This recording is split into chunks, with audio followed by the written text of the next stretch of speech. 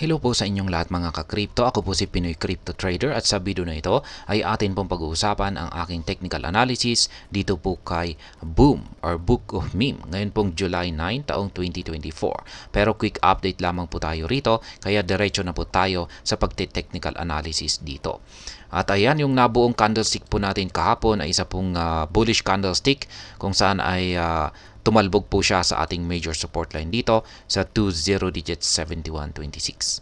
Ayan, itong pang nakalipas po na July 5 nung dire-diretso pong bumagsak itong si Boom ay ayan, bumagsak po siya sa major support line natin dito pero hanggang dito na lamang po yung kanyang inaabot. Hindi na po niya nagawang lampasan or tagusin ito. At mula nung July 5 ay nag-consolidate po siya rito or nagkaroon po siya ng struggle dito hanggang sa ngayon.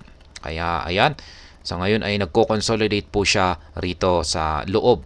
Ayan, meron po tayong isang pattern dito. Isa po itong descending wedge pattern. Ayan, na binubuo ng dalawang kulay puti na linya at patuloy po siyang naglalaro sa loob nito. Kaya matagal-tagal na po siyang naglalaro rito. Ayan. At yung inaabangan po natin dito ay kung saan po siya makakaranas ng breakout. Ngayon ay meron din po tayong isang pattern dito. Ayan, isang nabuong pattern po rito. Isang triangle pattern. Ayan, kunin po natin dito. At saka dito. Ayan, isang triangle pattern at ang hinihintay po natin dito ay kung saan po siya magkakaroon ng breakout. Kung dito po siya sa upper portion magkakaroon ng breakout, ay isa po itong bullish breakout na nagsasabing aangat po siya. Pero kung pag dito naman po siya magkakaroon ng breakout sa lower portion nito ay makakaranas po siya ng pagpagsak.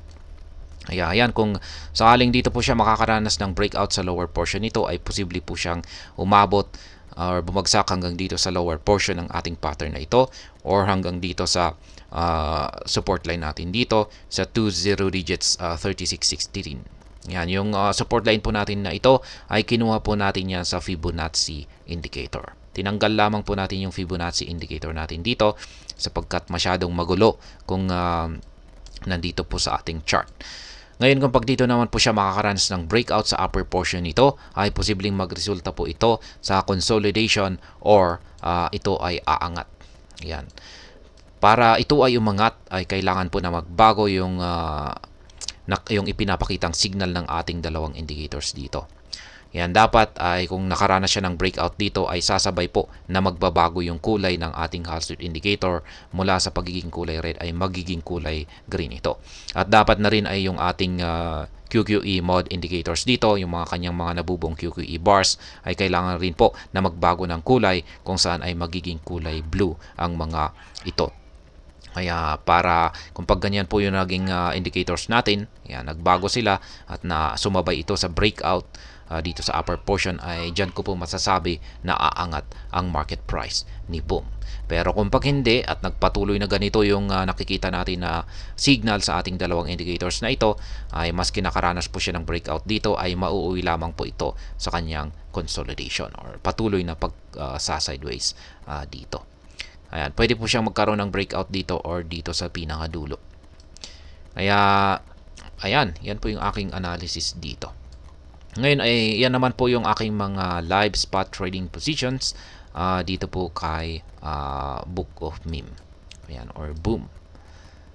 Ayan, meron po akong nakaabang rito na mga 5 sell pending orders or take profit na nakatapat po sa mga resistance lines natin dito sa itaas.